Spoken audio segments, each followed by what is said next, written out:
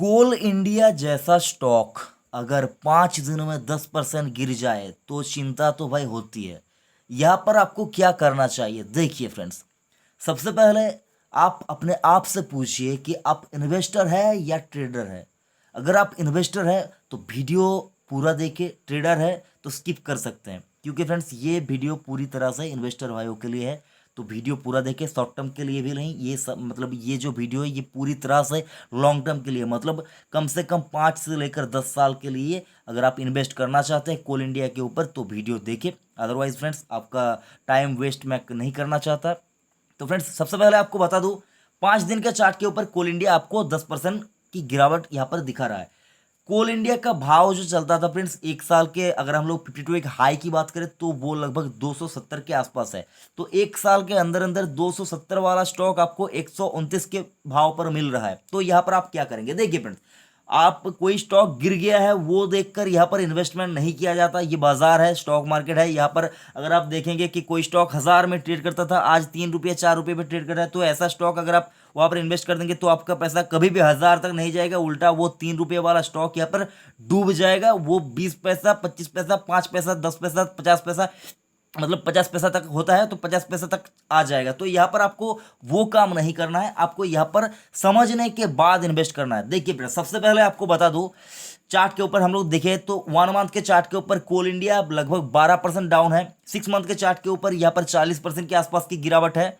और अगर हम लोग 1 ईयर के चार्ट के ऊपर देखें तो लगभग लगभग 46% डाउन है 1 ईयर के चार्ट के ऊपर। और ये स्थिति जो है ये 8 मई 2020 तक का जो स्थिति है वो यहाँ पर बता रहा हूँ, और आज की तारीख है 10 मई 2020। तो यहाँ पर आप समझ सकते हैं। तो जो लास्ट ट्रेडेड सेशन था उसके ऊपर कोल इंडिया के ऊपर जो सारा कुछ चला था वो यहाँ पर शो कर रहा है। एक दिन के ऊपर लगभग 1.5% का गिरावट हमें कोल इंडिया के ऊपर देखने को मिला था।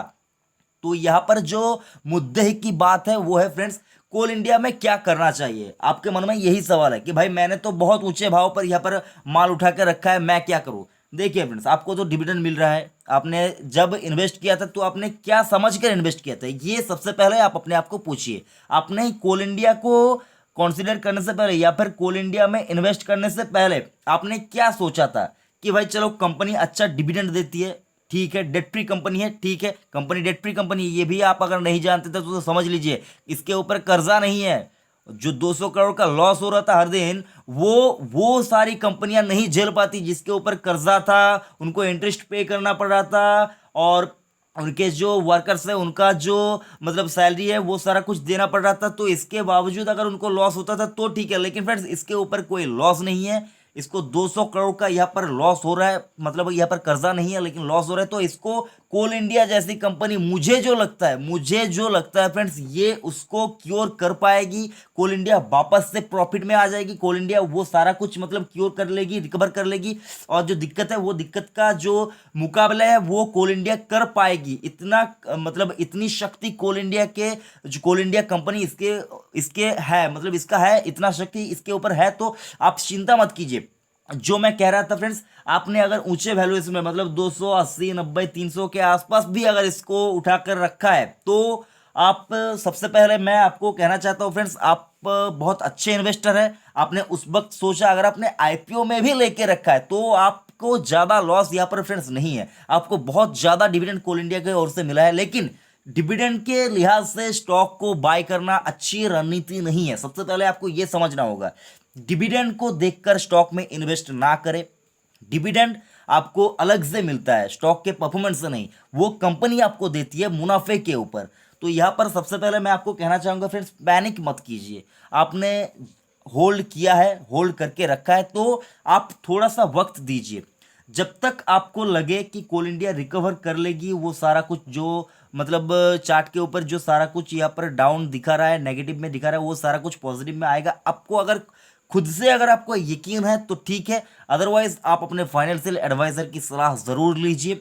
मैं यहाँ पर कहना चाहूंगा फ्रेंड्स, कोल इंडिया डेट फ्री कंपनी है, कोल इंडिया अच्छी कंपनी है, डिविडेंड अच्छा देती है, यहाँ पर चिंता करने वाली ज़्यादा बात नहीं है। लेकिन ये सारा कुछ जो कोविड 19 का इम्पैक्ट ग्लोबल स्टॉक मार्केट के ऊपर पड़ा है, तो उसका उससे तो कोल इंडिया भी अछूता नहीं रहेगी ना। तो ऐसी कंपनियां, मतलब जब निफ्टी इतना डाउन हो चुका है, सेंसेक्स इतना डाउन हो चुका है, तो कोल इंडिया कैसे यहाँ पर पॉजिटिव में ट्रेड करता हुआ आपको दिखेगा। मतलब ये सिंपल सिंपल सी बात है, यहाँ पर आपको यहाँ पर भी गिरावट देखने को मिलेगा। लेकिन फ्रेंड्स यहाँ पर आपको क्या करना चाहिए, आपको यहाँ पर स्मार्ट स्ट्रैटेजी अपनानी चाहिए। आपको यहाँ पर इस भाव के नीचे अगर जब आता है, मैं यहाँ पर क्या कर रहा हूँ फ्रेंड्स, मैं मुझे ये नहीं लगता कि कोल इंडिया इससे ज़्यादा नीचे जाएगा। इसका जो 1 ईयर का लो है वो लगभग 120 रुपये के आसपास है, तो उससे नीचे जाएगा ये मुझे नहीं लगता। बाकी फ्रेंड्स बाजार है, जा भी सकता है, उससे नीचे नहीं जा सकते। आपको क्या करना है फ्रेंड्स, आपने अगर माल महंगे प्राइस पे लेके रखा है तो होल्ड कीजिए। आपको मैं लॉस में बेचने की सलाह ऐसे अच्छी कंपनियों से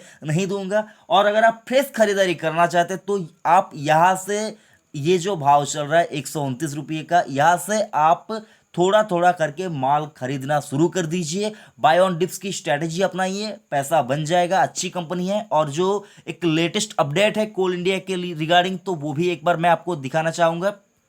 सबसे पहले हम लोग देख लेते हैं फ्रेंड्स स्टॉक का 5 साल का जो परफॉर्मेंस है। 5 साल के परफॉर्मेंस में भी देख लीजिए आप, 65% ये डाउन है। लिस्टिंग के बाद से भी स्टॉक लगभग 63% डाउन है। तो मतलब बहुत बहुत बुरा हाल है स्टॉक का यहाँ पर अगर आप देखें। और अगर आप पी वैल्यूएशन देखें तो पी जो निकल के आ रहा है स्टॉक का वो 4.40 है। डिविडेंड यील्ड जैसा कि मैंने कहा अच्छा डिविडेंड देती है, लगभग 13.84% का डिविडेंड यील्ड है। मार्केट कैप की बात करें तो लगभग 80,000 करोड़ के आसपास का मार्केट कैप है। 52 एक हाई की बात करें तो 271 रुपया, 52 एक लो की बात करें तो 120 के आसपास है। और एनएसई के ऊपर लास्ट ट्रेडेड सेशन जो हुआ था 8 मई 2020, उस दिन एनएसई के ऊपर लगभग 70,97,000 स्टॉक की यहाँ पर ट्रेड हुई थी, क्वांटिटी ट्रेड हुई थी। उनमें से लगभग 40% स्टॉक की डिलीवरी उठाई गई थी। तो यहाँ पर मतलब स्थिति कुछ ज़्यादा खराब भी नहीं है, मतलब ठीक ठाक है, डिलीवरी क्वांटिटी ठीक है और जो ट्रेडिंग वॉल्यूम है वो भी ठीक है। अगर बात करें 52 एक हाई कब लगाया था तो 6 जून 2019 को लगाया था। तो मतलब पिछले साल जून के महीने में लगाया था, अभी जून आने में बाकी है, अभी मई चल रहा है, इसके आगे आने वाला महीना जो है वो जून है। तो समझ ही सकते हैं। यहाँ पर मैं ये नहीं कहूँगा कि फ्रेंड्स अगले महीने स्टॉक का प्राइस बहुत ज़्यादा बढ़ जाएगा, यहाँ पर ऐसा कुछ भी नहीं है। आपको ये भी देखकर इन्वेस्ट नहीं करना कि जून में इसने हाई बनाया था तो आने वाले जून में भी अपने हाई तक पहुँच जाएगा, ऐसा नहीं है। ऐसा सोचकर नहीं इन्वेस्ट करना चाहिए। हो सकता है चला जाए, हो सकता है बढ़ जाए, लेकिन हो सकता है गिर भी जाए। यहाँ पर आपको क्या देखना है फ्रेंड्स, फंडामेंटल्स देखना है इन्वेस्ट करने से पहले। तो फंडामेंटली कंपनी ठीक है, बैलेंस शीट के ऊपर कर्जा नहीं है, कंपनी डेट फ्री कंपनी है, अच्छा डिविडेंड देती है। स्टॉक के प्राइस और परफॉर्मेंस में यहाँ पर थोड़ी सी दिक्कत हमें अभी नजर आ रही है, और ये दिक्कत लिस्टिंग के बाद से ही चलता आ रहा है, चलता आ रहा है, चलता है। तो यहाँ पर से पैनिक मत कीजिए इस प्राइस के ऊपर, इसके ऊपर इतना ज़्यादा पैनिक मुझे नहीं लगता करना चाहिए। अगर आप फ्रेश खरीदारी करना चाहते हैं और अगर आपने महंगे वैल्यूएशन पे कोल इंडिया को लेकर रखा है तो आप अपने फाइनेंशियल एडवाइजर से ज़रूर सलाह लीजिए। क्योंकि फ्रेंड्स इस भाव के ऊपर अगर आपने 300 पे माल उठा के रखा है और आपने 129 के ऊपर अगर आप चाहते हैं कि माल बेचकर निकल जाए, तो मुझे नहीं लगता, ये थोड़ी जल्दबाजी हो जाएगी। यहाँ पर आपको ऐसा नहीं करना चाहिए। तो उसके लिए आप अपने फाइनेंशियल एडवाइजर से ज़रूर सलाह लीजिए। जो न्यूज़ है कोल इंडिया को लेकर वो है फ्रेंड्स, वो यहाँ पर अगर आप बात करें तो 9 मई 2020 को ये न्यूज़ आया था और इकोनॉमिक्स टाइम के ऊपर ये न्यूज़ आया था। अगर आप देखें तो Coal India board will consider Coal India board will soon consider a proposal to voluntarily contribute to ₹10 to the coal mines pension funds for each ton of coal sold. This will add at least rupees 60 crore to the rupees 13,000 crore fund, which is estimated to run out of money in 8 years.